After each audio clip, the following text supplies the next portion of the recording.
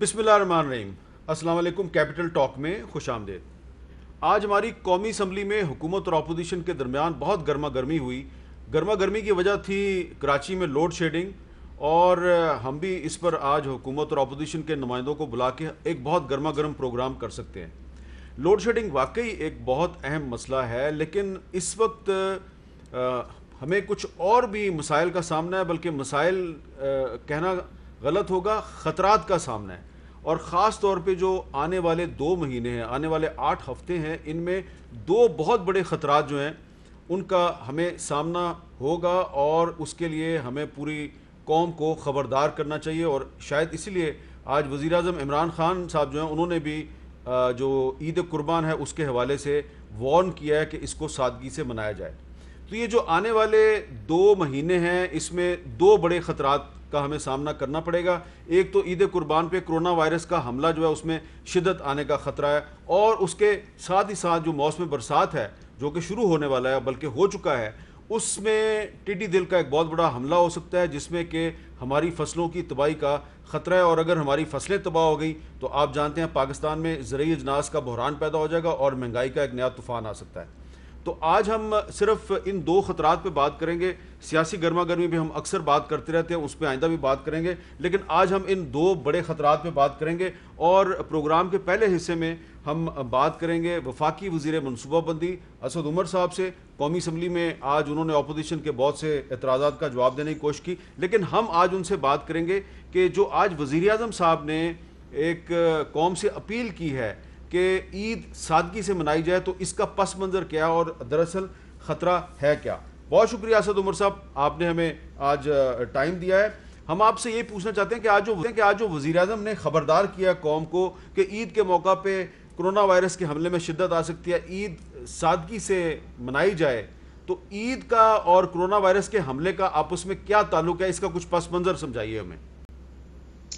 بالکل جی، آج احمد میر صاحب جیسے آپ نے کہا کہ وزیر اعظم نے یہ قوم سے بات کرتے ہوئے یہ اپیل بھی کی ہے اور اس خطرے کے بارے میں بھی بتایا ہے۔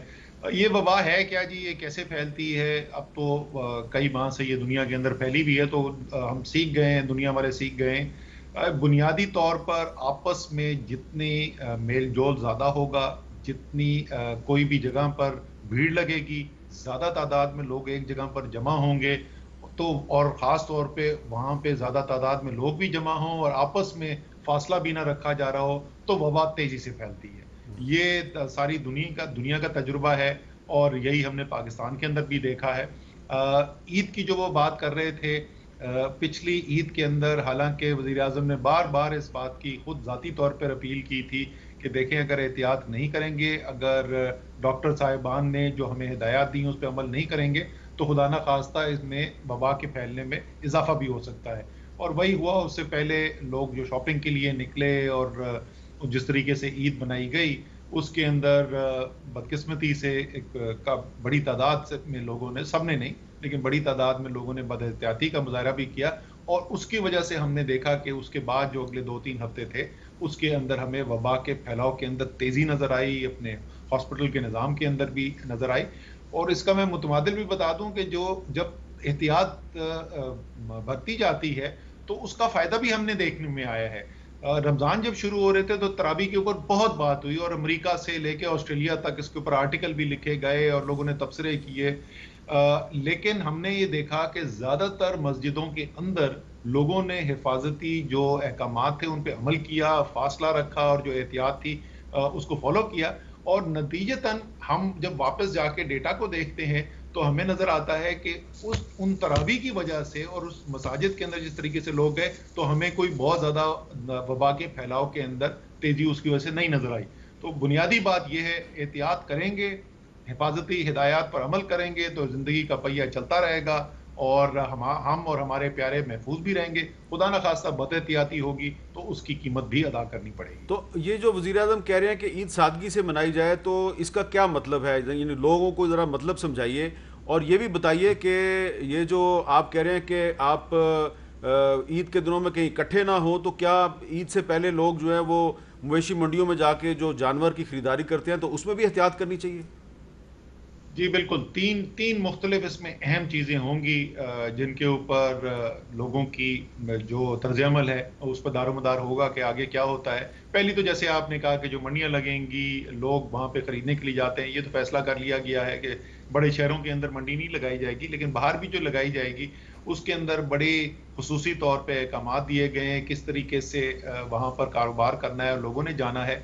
ہماری تو درخواست اپیل یہی ہے تمام لوگوں سے، ظاہر ہے اس کے اندر کوئی مجبوری نہیں ہے، کوئی بندش نہیں لگائی جا رہی، لیکن اپیل یہی ہے کہ اگر اجتماعی طور پہ کام یہ کیا جائے اس سال خاص طور پر تو وہ بہتر ہے۔ آپ نہ جائیں وہاں پر اور اجتماعی قربانی ہو، اور یہ بہت سارے ادارے ہیں، فلاحی ادارے ہیں، دینی ادارے ہیں جو یہ کام کرتے ہیں۔ لوگوں کے پاس، ہر ایک کے پاس اپنی اپنی چوائس موجود ہے کہ جو ادارہ جس کو بہتر سمجھتا ہے اس کے لیے یہ کر دے، اس کے نامزد کر دے۔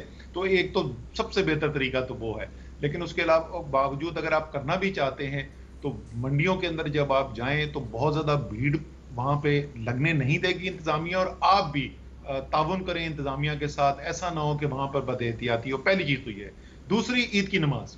عید کی نماز کے اندر جس طرح میں نے پہلے ذکر کیا کہ تراویح جس طریقے سے پڑھی گئی تو وہ اس سے مجموعی طور پر حالات ٹھیک رہے، مناسب رہے، لوگوں نے فالو کیا ان تدابیر کو۔ اسی طریقے سے عید کی نماز کے اندر اگر احتیاط کی جائے تو انشاءاللہ تعالی وہ بھی ہمارا مرحلہ اچھا گزر سکتا ہے۔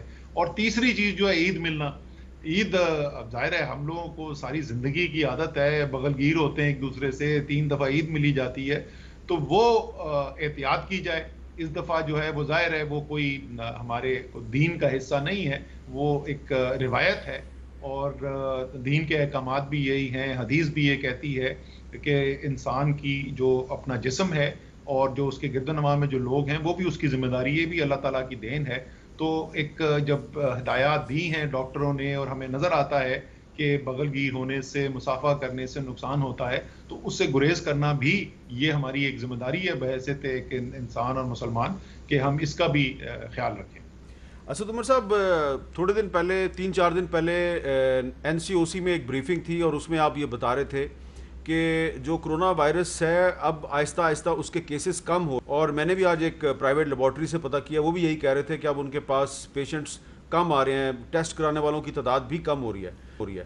تو ایک طرف تو یہ ہم دیکھ رہے ہیں کہ تعداد کم ہو رہی ہے، آہستہ آہستہ اموات کی تعداد بھی کم ہو رہی ہے، لیکن دوسری طرف آپ کہہ رہے ہیں کہ عید قربان پہ بہت زیادہ احتیاط کریں۔ تو اگر یہ وائرس کے جو پیشنٹس ہیں ان کی تعداد کم ہو رہی ہے تو پھر اتنی زیادہ احتیاط کا مشورہ کیوں؟ سر وہ بہت اچھا سوال ہے حامد۔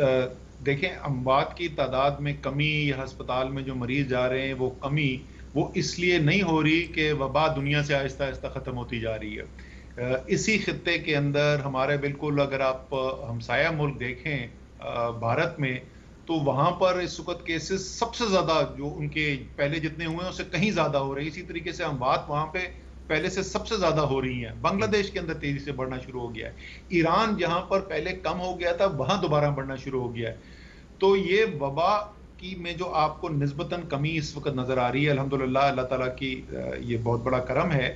اس کی وجہ یہ ہے کہ لوگ انفرادی طور پر اور اجتماعی طور پر بھی ہدایات جو ہیں اور جو احتیاط ہے اس کے اوپر عمل کر رہے ہیں، اور ہماری انتظامی مشینری، اور میں تمام وہ لوگ چیف سیکرٹری سے لے کے نیچے ڈی سی گراؤنڈ کے اوپر پولیس کے سپاہی تک میں ان کا شکریہ بھی ادا کرنا چاہتا ہوں۔ میرے خیال میں ساری قوم کو ان کو خراج تحسین پیش کرنا چاہیے۔ اب کئی مہینے ہو گئے وہ بڑی محنت سے کام کر رہے ہیں۔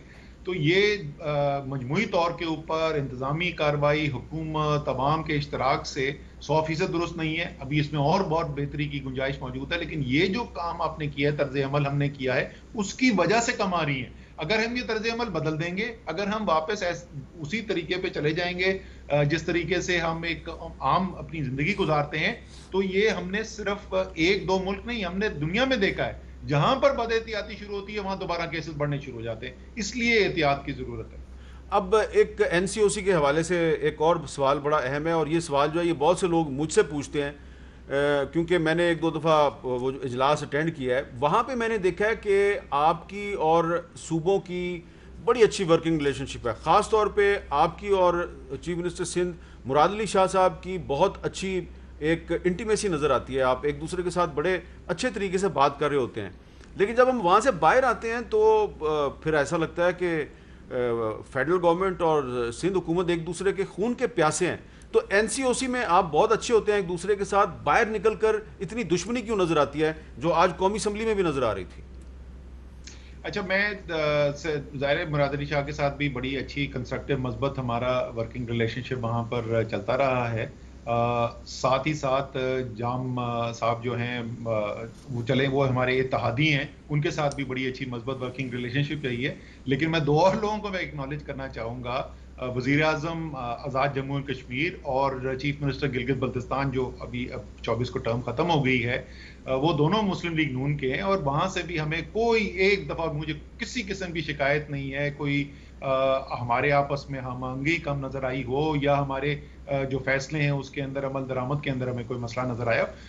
تو حامد دیکھیں, انتظامی طور پر وبا کے خلاف جنگ کرنی ہے وہ ہر پاکستانی کا مسئلہ ہے. تو اس سے فرق نہیں پڑتا کہ آپ کس سیاسی جماعت کے اندر ہے, آپ نے جو اقدامات کرنے ہیں اس کے اندر ساری جو پولیٹیکل لیڈرشپ, سیاسی لیڈرشپ ہے, وہ آپ کو مربوط نظر آ رہی ہے, اور وہ مربوط طریقے سے فیصلے بھی ہو رہے ہیں اور زمین کے اوپر اقدامات بھی ہو رہے ہیں. اور وہ پوری پولیٹیکل سیاسی لیڈرشپ کے پیچھے ہماری جو سول اور ملٹری ایڈمنسٹریٹو ڈھانچہ ہے, انتظامی ڈھانچہ ہے, وہ بھی پورا کھڑا ہوا ہے اور وہ سپورٹ پرووائڈ کر رہا ہے. تو وہ تو ایک یہی وجہ ہے جس کی وجہ سے ہمیں الحمدللہ تھوڑی اللہ تعالیٰ کے کرم سے کامیابی بھی نظر آ رہی ہے.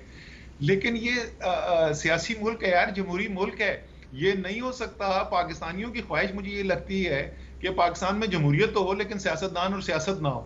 سر سیاست چلے گی. یہ کل حامد میٹنگ ہو رہی تھی, اپوزیشن کے سارے لیڈرز بھی تھے, تحریک انصاف کی طرف سے میں اور شیرین مزاری, پرویز خٹک صاحب تھے, اسپیکر صاحب پریزائڈ کر رہے تھے.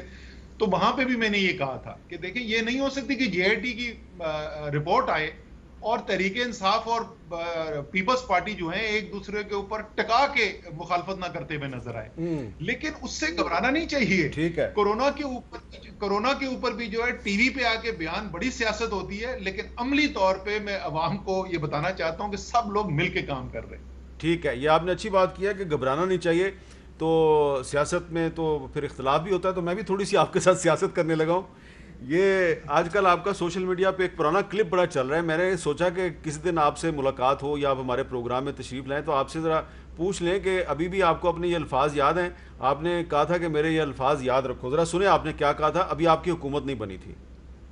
اگر 1 سال کے اندر میں اپنے حلقے کے اندر لوگوں کے جو بنیادی مسئلے ہیں اس کے اندر واضح تبدیلی نہ دکھا سکوں نا, تو میں نے ریزائن کرنا ہے اور میں نے چلے جانا ہے گھر. کیونکہ ہم تو اس لیے آئے تھے کہ بہتری کر سکیں, اور اگر اب بھی بہتری نہیں کر سکتے تو لانا تو ایسی سیاست کی ایم این اے منسٹر بننے کا فائدہ کیا ہے. جی تو اسد عمر صاحب, آپ کا کیا خیال ہے کہ 1 سال نہیں اب تو 2 سال ہو گئے ہیں, تو کیا آپ اپنے حلقے کے لوگوں کے مسائل حل کر پائے ہیں؟ نہیں, میں نے الفاظ جو استعمال کیے ہیں واضح تبدیلی. دیکھیں میں موٹا موٹا آپ کو بتا دوں گا, اور تھینک یو, یہ بڑا میں شکریہ ادا کرنا چاہتا ہوں کہ آپ نے یہ کلپ پلے کیا. ہمارا بدقسمتی سے ہوا یہ کہ پہلا جو الیکشن کا پہلا جو سال تھا نا اس کے اندر تو وہ بجٹ شجٹ بن کے ختم ہو چکا تھا, تو ہمیں وہ ملا. یہ پہلا سال تھا ابھی جو ہمارا ختم ہوا ہے, ہمارے بجٹ بنایا ہوا. اس میں جو میرے حلقے کے اندر ترقیاتی کام جو شروع ہو کے کافی اس میں سے مکمل ہو گیا, اور باقی جو شروع ہوا ہے وہ پچھلے میرے حلقے میں جا کے چیک کر لیں, پچھلے 10 سال میں وہ نہیں ہوا جو 1 سال کے اندر. 4 نئے کالج شروع ہوئے میرے حلقے کے اندر پچھلے سال. شفقت محمود صاحب کا شکریہ ادا کرنا چاہتا ہوں. ظفر مرزا صاحب نے 4 بنیادی صحت کے مراکز, میرے ٹوٹل ہے یہ 1 تاریخ میں پوری پاکستان کی 70 سال 1 بنا تھا بنیادی صحت کا مرکز, 4 نئے بننے جا رہے ہیں حلقے کے اندر. جو اس کے علاوہ یہ مجھے پتا ہے پڑھے لکھے لوگ بڑا مذاق اڑاتے ہیں گلیوں نالیوں کے, ان کو پتہ نہیں ہے جس وقت آپ کی گلی کچی ہو اور آپ کو نماز پڑھنے کے لیے جانا ہو اور کیچڑ ہو باہر, تو کیا اس گلی کی کتنی ضرورت ہے, یا آپ کے بچہ جو ہے اسکول جانا چاہتا ہو. گلیاں نالیاں جتنا کام ہوا ہے, آج کل میرے جو ورکر آتے ہیں نا تو مجھ سے بہت ساری چیزوں کی شکایت کرتے ہیں, لیکن شروع اس سے کرتے ہیں کہ تاریخی کام ہو رہا ہے اس وقت, ترقیاتی کام حلقے کے اندر. الحمدللہ مجھے اس پہ بڑا اطمینان ہے اور انشاءاللہ تعالیٰ آگے بھی چلتا رہے گا. چلے, یہ تو آپ نے اچھا جواب دے دیا. لیکن اب یہ بتائیے کہ جو آج قومی اسمبلی میں ہوا اور بہت گرما گرمی تھی اور آپ نے ایک بڑی دھواں دھار تقریر کی, اور کراچی میں جو لوڈ شیڈنگ کی ذمہ داری ہے وہ آپ نے مسلم لیگ نون کی حکومت پہ ڈال دی, خواجہ آصف صاحب بیٹھے ہوئے تھے وہاں پہ, اور آپ نے پیپلز پارٹی کی حکومت پہ ڈال دی, راجہ پرویز اشرف صاحب بیٹھے ہوئے تھے. لیکن اب تو آپ کی حکومت کو بھی 2 سال ہو گئے ہیں, تو لوگ یہ کہتے ہیں کہ تحریک انصاف کب تک پاکستان کے مسائل کی ذمہ داری پچھلی حکومتوں پہ ڈالتی رہے گی؟ اس وقت جو مسائل ہیں ان کا حل کب سامنے آئے گا؟ سر میں آپ کو بتا دوں کہ میں نے کس چیز کی وجہ سے راجہ پرویز اشرف صاحب کا اور خواجہ آصف صاحب کا نام لے کر ذکر کیا تھا, اور میں نے ان سے کہا تھا کہ ان سے ضرور جواب اس کا پوچھنا چاہیے, کیونکہ اپوزیشن والے جو تقریر کر رہے تھے تو اس میں کے الیکٹرک کے اوپر بڑی کڑی تنقید ہو رہی تھی, اور یہ کہا جا رہا تھا کہ بہت بڑا ظلم ہوا ہے اس ملک کے اوپر کہ کے الیکٹرک کو وہاں پہ ٹھیکہ دے دیا گیا یا نجکاری کر دی گئی ان کے پاس. تو میں تو صرف تاریخ یاد دلا رہا تھا کہ کے الیکٹرک کی نجکاری تحریک انصاف نے نہیں کی, پی ایم ایل کیو کی حکومت کے وقت ہوئی. اس کے بعد جب بدلا وہ نیا آیا جو اونر تھا اس کا, وہ بھی ہم سے 10 سال پہلے آیا, پھر 5 سال پیپلز پارٹی کا وقت چلتا رہا, پھر 5 سال مسلم لیگ نون کا وقت چلتا رہا. تو میں نے ان سے پوچھا تھا کہ یہ جو سب آپ کہہ رہے ہیں کہ الیکٹرک اتنی خطرناک چیز ہے, تو ذرا ان سے دونوں سے پوچھ لیں کہ کیوں نہیں کچھ کیا تھا. جہاں تک کراچی میں لوڈ شیڈنگ کیوں ہو رہی ہے اس کا میں آپ کو ٹیکنیکل وجہ آپ کو بتائی تھی, اور وہ وجہ بڑی سادہ سی ہے کہ یا تو شہر کے اندر بجلی پیدا کرنے کی ہمارے پاس اتنی کیپیسٹی ہو, صلاحیت ہو جس سے بجلی کی ضروریات پوری کر جا سکیں, یا ہم ایسا نظام بنائیں جس میں ہم ملک میں باقی علاقوں میں جو بجلی پروڈیوس ہو رہی ہے وہ کراچی کو سپلائی کر سکیں. ہمارے پاس اس وقت دونوں نہیں ہیں. حکومت نے اوور آل ملک کے اندر تو نئے بجلی کے بڑے کارخانے لگے, لیکن کسی نے یہ نہیں کیا کہ کراچی کے اندر ڈسٹریبیوشن سسٹم کے اندر اضافہ کر دیا جاتا کہ وہ جو بجلی ہے وہ وہاں سے امپورٹ ہو کے اگر کراچی میں کمی ہے تو ادھر آ جائے. اور وہ میں نے آپ کو بتایا کہ ہنگامی بنیاد کے اوپر کے الیکٹرک کے ساتھ بیٹھ کے معاہدہ ان پرنسپل کروایا گیا, ٹائم لائنز ایگری ہو گئی ہیں, ایگزیکٹلی ٹیکنیکل ڈیٹیلز ہم آپ کو بتا سکتے ہیں کہ کیا تبدیلی کرنے کے لیے جا رہے ہیں, اور وہ امپلیمنٹیشن ہونے کے بعد یہ مسئلہ انشاءاللہ تعالی ہمیشہ کے لیے ختم بھی ہو جائے گا. سو ہم صرف یہ نہیں کہہ رہے تھے ڈال رہے تھے, ہم تو بتا رہے ہیں کہ مسئلہ کیسے حل کر رہے, لیکن کیونکہ بہت بات ہوئی تھی کہ کے الیکٹرک بڑی خطرناک کمپنی ہے, تو میں نے کہا یاد دلا دوں کہ وہ کس کے وقت میں رہی بھی ہے. لیکن کراچی والوں کو تھوڑا سا آپ بتا دیں گے ٹائم فریم کہ کب تک کراچی میں لوڈ شیڈنگ کا مسئلہ حل ہو جائے گا؟ دیکھیں 2 مختلف چیزیں ہیں. ایک جو اس وقت ذرا زیادہ شدید لوڈ شیڈنگ ہو رہی ہے, اس کے اوپر تو قابو آپ کو پا جانا چاہیے اگلے چند دنوں کے اندر. یہ ہفتوں کی نہیں, یہ چند دنوں کی بات ہونی چاہیے. اگین میں تفصیل کے اندر کنوب جو ہے وہ اس کی آؤٹیج ہوئی تھی, پلس پہلے فرنس آئل کی کچھ شارٹیج تھی. یہ دونوں چیزیں سالو کر کے, لیکن کراچی میں اس وقت گرمی کی پیک میں جو ڈیمانڈ ہے وہ سپلائی سے ذرا قدرے زیادہ ہے, تو کچھ لوڈ شیڈنگ, لیکن اس سے بہت کم جو پچھلے 1 ہفتے کے اندر دیکھی گئی ہے وہ جاری رہے گی. اور یہ جو شدت ہے لوڈ شیڈنگ کی, اس میں کمی آ جانی چاہیے اگلے چند دن کے اندر. ہمارا جو وہ پروجیکٹ ہے جس کے اندر ڈسٹریبیوشن سسٹم کے اندر چینجز کر کے 800 سے 1000 میگا واٹ بجلی جو کراچی میں ضرورت ہے وہ باہر سے ہم لا سکیں گے. اس کے بعد اس کی ڈیڈ لائن جو ہے مکمل ہونے کی اس منصوبے کی وہ مارچ 2022 ہے. مارچ 2022. چلیں یہ آپ نے بتا دیا کہ مارچ 2022 تک مسئلہ مکمل طور پہ حل ہو جائے گا, اللہ کرے ایسا ہی ہوا. آخر میں ایک سوال یہ ہے کہ آج ایک فیصلہ کیا گیا جس میں این سی او سی کی بھی اپروول شامل ہے کہ 15 ستمبر تک تعلیمی ادارے جو ہیں 15 ستمبر سے کھول دیے جائیں گے. تو یہ کیا تمام تعلیمی اداروں کے لیے, اسکولوں, کالجوں اور یونیورسٹیوں کے لیے, اور کھولنے کے ساتھ کچھ آپ نے پریکاشنری میجرز بھی بتائے ہیں, شرائط بھی بتائی ہیں, ذرا میں چاہتا ہوں اسٹوڈنٹس کو ان کا بھی پتہ چل جائے. جی اس کے اندر 2 پہلو ہیں جی. ایک تو 15 ستمبر کا اصولی طور پہ فیصلہ کیا گیا ہے, لیکن ساتھ ساتھ یہ بھی کہا گیا ہے کہ اگست کے آخر میں جو تعلیم کے وزیر ہیں وفاقی اور صوبائی وہ دوبارہ ملیں گے اور دوبارہ ایک دفعہ اس کو دیکھیں گے فیصلے کو کہ 15 ستمبر ہی رکھنا ہے یا تبدیل کرنے کی ضرورت ہے. انشاءاللہ تعالیٰ اگر اللہ تعالیٰ حالات بہتر رکھے تو 15 ستمبر تک کھل جائیں گے, اور یہ تمام ادارے ہیں, یہ اسکول سے لے کے یونیورسٹی تک تمام ہیں. ایک بڑی تفصیلی اس کے لیے جو گائیڈ لائنز ہیں, ایس او پیز ہیں, وہ مرتب کی جا رہی ہیں. یونیورسٹی سے, اسکول سے اس کی انپٹ آ گئی ہے. اب ہم ہیلتھ کے جو ماہرین ہیں ان کو سامنے ان کو رکھ رہے ہیں, اور جو دنیا کے اندر جو بہترین پریکٹسز اڈاپٹ کی گئی ہیں ان کو سامنے رکھ کے پھر ایک حتمی طور کے اوپر اگلے میرے خیال میں ہفتے 2 ہفتے کے اندر یہ گائیڈ لائنز ایشو ہو جائیں گی, اور تمام تعلیمی اداروں کو بھی پھر اس کی پاسداری کرنی ہوگی، اور یہ بھی ساتھ کہا گیا ہے کہ جو نہیں کرے گا تو پھر اس کو بند بھی کر دیا جائے گا۔ تو آپ کو کیا لگ رہا ہے کہ 15 ستمبر تک جو کرونا وائرس ہے اس پر ہم کافی قابو پا لیں گے، اس لیے آپ تعلیمی ادارے کھول رہے ہیں؟ بہت سوچ سمجھ کے فیصلہ کیا گیا اس سلسلے میں، کوئی آپ نے بہت زیادہ سوچ بچار کی ہے؟ جی، یہ 15 ستمبر تاریخ اس لیے رکھی گئی ہے حامد کہ دو جو بڑے ہمارے سامنے ایونٹس آ رہے ہیں۔ پہلی تو عید ہے، تو اگست کے پہلے ہفتے کے اندر عید آئے گی۔